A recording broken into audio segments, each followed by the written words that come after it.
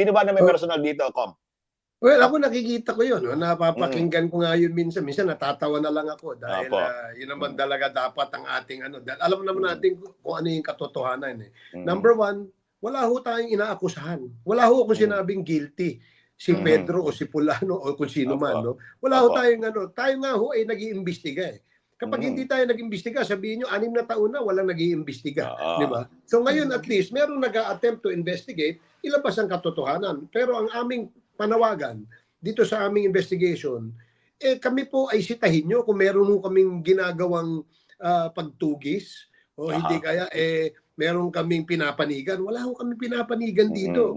Doon naman sa pinopost nila na sinasabi nila na nag-iba raw ang aking stand. Uy, ay ka muna. Mga kababayan, mga ka-DDS, no? Sabi nga, hindi nagbago yung aking stand sa war on drugs. Ganun pa rin. Simula nung 2016 hanggang ngayon, as I speak today, ang aking pong pinapalakpakan ay yung mga major achievements ng ating PIDEA, ng ating PNP, ng ating dating Pangulo doon sa paglaban dito o gera kontra sa droga. Bakit?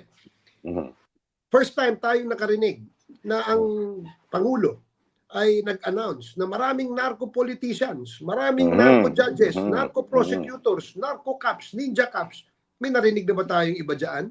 Kaya yan, pinalakpakan ko yan.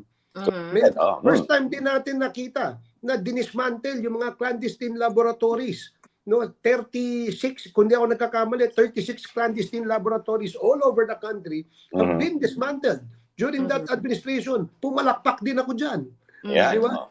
Yung mga nahuling mga malalaking drug lords, mga nag-smuggle ng mga droga, nagdala ng mga dayuhan na nagdala ng droga dito, kinulong, kinasuhan at kinulong, pumalakpak din ako dyan.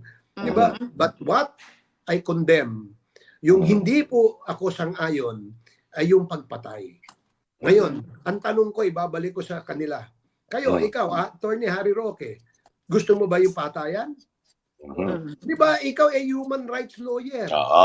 Ngayon, sasabihin mo, nag-iba yung stand ko. Hindi ganun.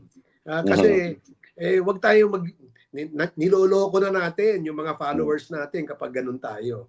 Magsabi lang tayo ng katotohanan. Kaya nga gusto namin, humarap ka eh. Di ba? Dahil ikaw ang nangako, ikaw ang nagsabi magbibigay ng dokumento, gawin mo.